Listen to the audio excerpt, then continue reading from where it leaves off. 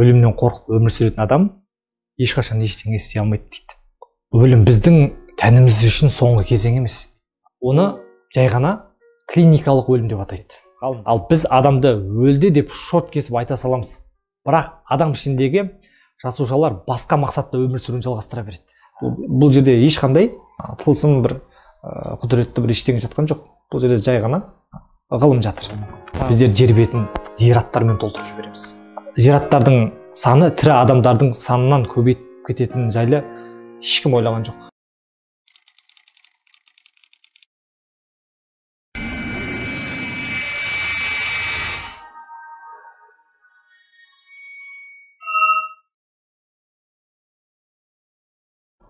Осы сұрақ бойынша тарихқа көз жүгіртіп өтсек, ғылым өлім жайлы зерттемей тұрып, адамдардың өлімге деген көзқарасы қандай болған?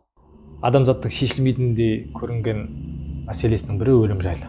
Неге? Осы кезге дейін адамдар діндер мен басқа наным-сенімдер арқылы ажалды адамның тағдырына жазылған қашып құтылмайтындай нәрсе ретінде қабылдайды. Қазіргі күнде кейбір қоғамдарда өлімді қашып құтылмайтындай басқа жазған тағдыр ретінде қабылдайды деп түсінеді. Ислам болсын, христиан немесе ежелгі мысырлық нанымдардың өлімсіз дүниені елестете алмайсыз. Олардың бүкіл кітаптарында өлім жайлы тек қана тағдырға байланысты айтылады. Бүкіл бұл діндер өліммен күресумен айналысқан жоқ. Тек қана осы дүниеден үміт етіп, ана дүниеге еліктеумен ғана айналысты. Не бір ақылмандар өліммен күресуге емес, ажалға мағына беруге тырысты. Өліммен күресуге емес, ажалға мағына беруге тырысты. Өлімге көзқарас жайында мифтердің бірінен тоқталып өтейікші. Мысалы, ескі миф бар, Шумердің Гилгамеш деген аңызын алайық. Бұл аңызда кейіпкері шайқастарда өте ер жүрек, ешқашан жеңіп көрмеген ең күшті Урук патшасы Гилгамеш туралы. Бір күні сол Гилгамештің Энкуют деген досы аурудан ажал құшады да. Сосын Гилгамеш ойлана бастайды, бұл ажалды қалай жеңуге болады деген сұрақ сол кезде туады да. Гилгамеш ақырында жердің шетіне аттанады. Арыстандарды өлтіреді. Аңыздың мифтің желісі ғой. Одан кейін адам тәрізді шаяндармен алысады. Жер асты патшалығына түседі. Аралдың ар жағына ажалдарды, өліктерді таситын, Ушанбинге қызмет ететін дәуді, тастан қорған дәуді өлтіреді. Сосын әлемдік су тасқынынан аман қалған Утапишпаны іздейді, бірақ таба алмайды. Сонда ақырында қайтып келеді, бірақ құр қол қайтып келмейді деп айтылады аңызда. Неге? Өйткені біліммен қайтып келеді дейді. Яғни Құдай адамды жарата отырып, қашып құта алмайтын өлімді де бұйырған деген аңызбен басталады. Сол аңыздан басталып, бүгінге дейін бүкіл наным-сенімдер, діндер сол аңыз бойынша желісімен басқаша бұрмалап ары алып кетті, өлімнен қашыла алмайтындай қылып.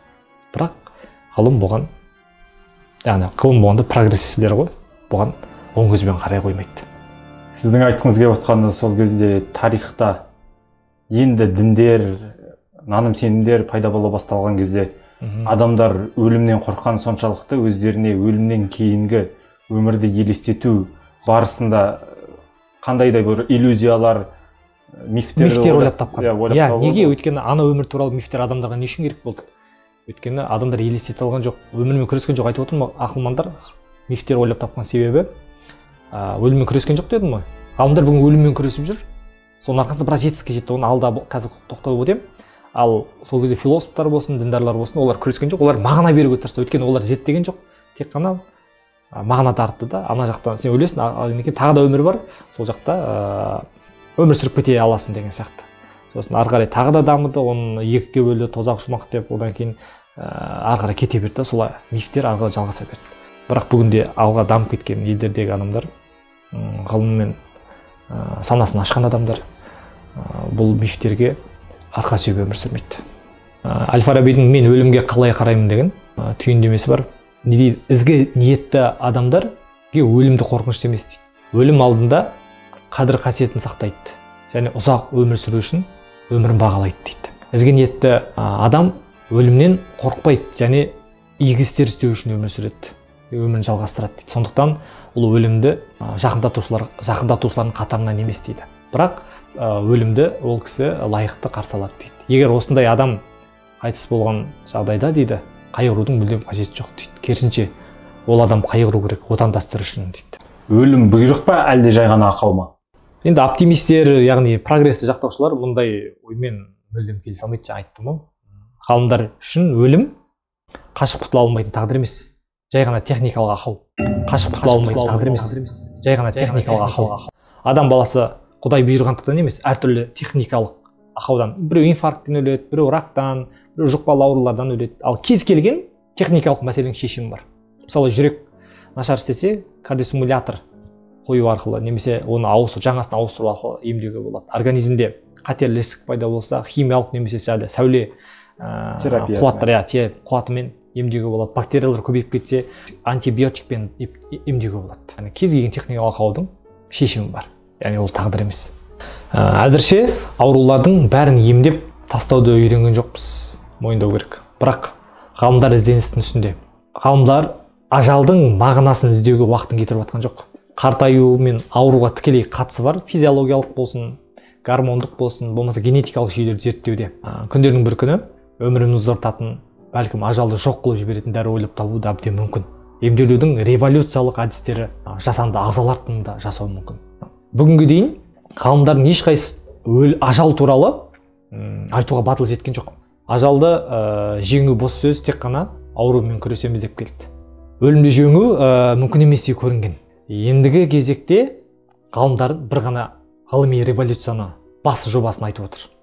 Ол не? Адамзаттың мәңгі өмір сүруі. Адамзаттың мәңгі өмір сүруі. Ашық айтып отыр. Бірнеше жыл бұрын мысалы ғалымдар ғылымның арқасында адамдардың қолы жетпеген, қиялдай алмаған нәрсені жетістік деп санаймыз да, жетіп отырмыз. Мысалы бұрынғы кезде, мысалы 1199 жылы бір корольдікті алайық та. Бір король иығына оқ тиіп жарақаттанса, ауыр жарақат ретінде қабылдайды. Ал қазіргі күнде бұл жеңіл желпі жарақат ретінде қабылдайды. Өйткені сол жылы антибиотиктер болған жоқ, оны емдейтін. Әрі гигиенаның қарапайым түрі сақталған жоқ. Мысалы, Еуропада бір ғана тәсіл болды, кесіп тастау ол кезде. Ал иықты кесіп тастай алмайсың корольдің. Ал король не істейді? Денесіне жарақат тарап, яғни жарақаты өтіп, инфекция тарап, 2 аптадан кейін король қайтыс болады. Ал бүгінгі күнде сондай жарақатпен келсе, ол король 3 күнде дәрігер ауруханадан шығарып жібереді. Аман алып қалуға болады. Бұл тағдыр ма? Ғылым тағдырды ойсырата жеңіп отыр.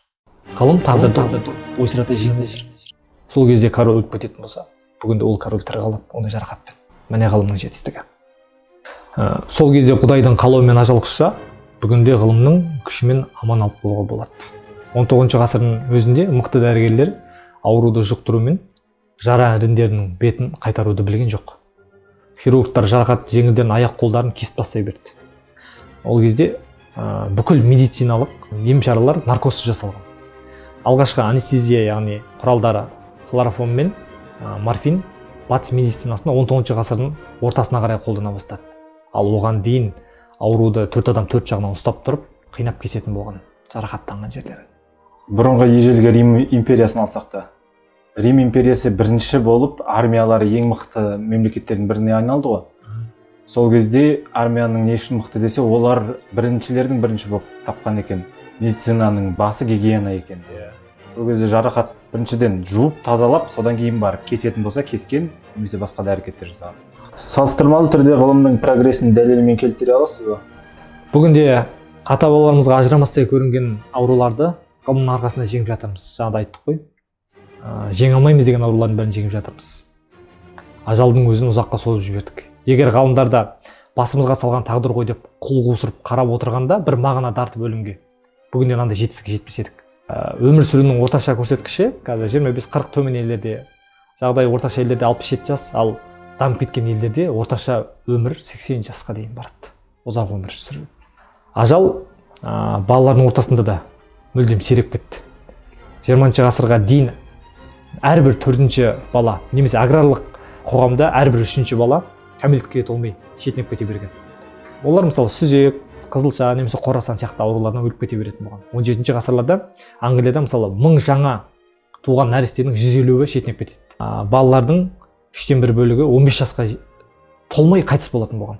Ал қазіргі кезде 1000 нәрестенің 5-і ғана шетінейді, ал оның 7-і 15 жасқа толып ғана қайтыс болады.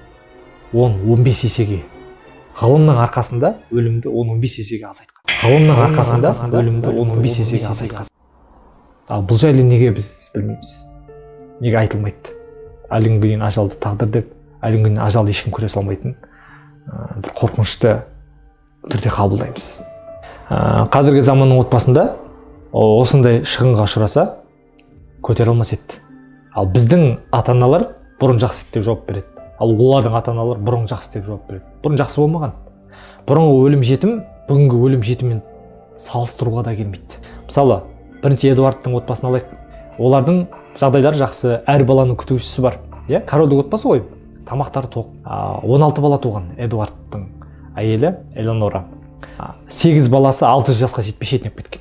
29, 35, 58, 53 және қателеспесем 34 жасында қыздары қайтыс болған.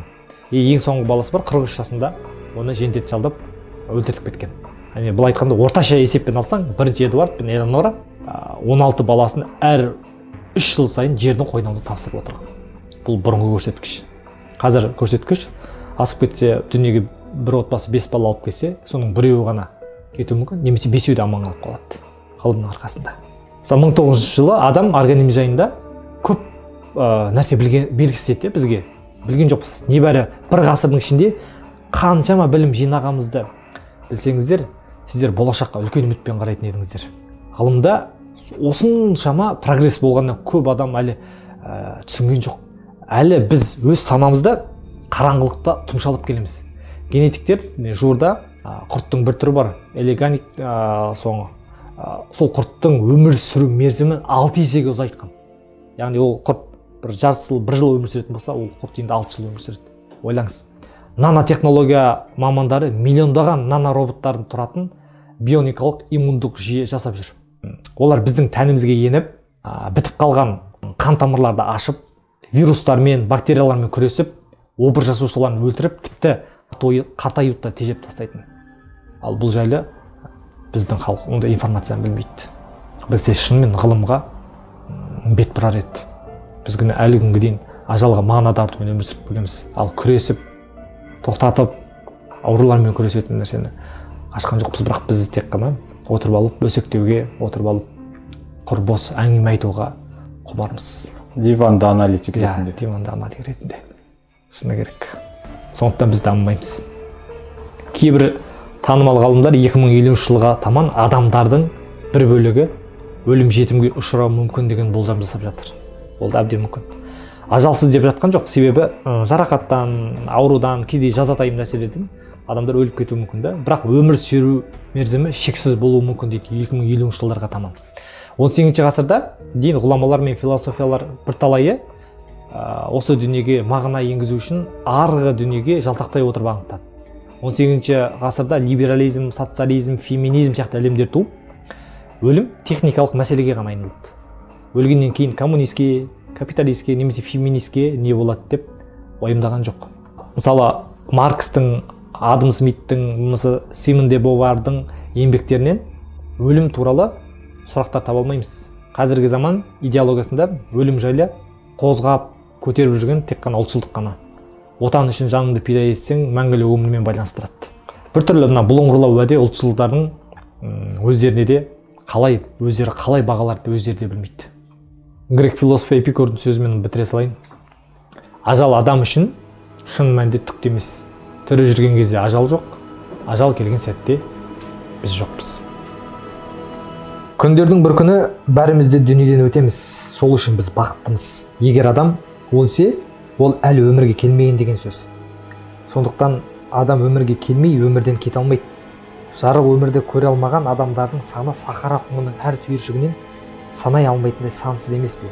Дүниеге келмеген сол жандардың арасында Джон Кингстон секілді ұлы ақындар болар ма, немесе Ньютон секілді. Осыған ұқсас жандардың деңқысы тірі адамның болмысынан 1000 есе артық болуы мүмкін. Бірақ жарық дүниенің әсемдігін көру бақыты сіз бен бізге бұйырды. Біз еш қиындыққа қарамай өмірдің сәтті билетін жеңіп алған бақытты жандармыз.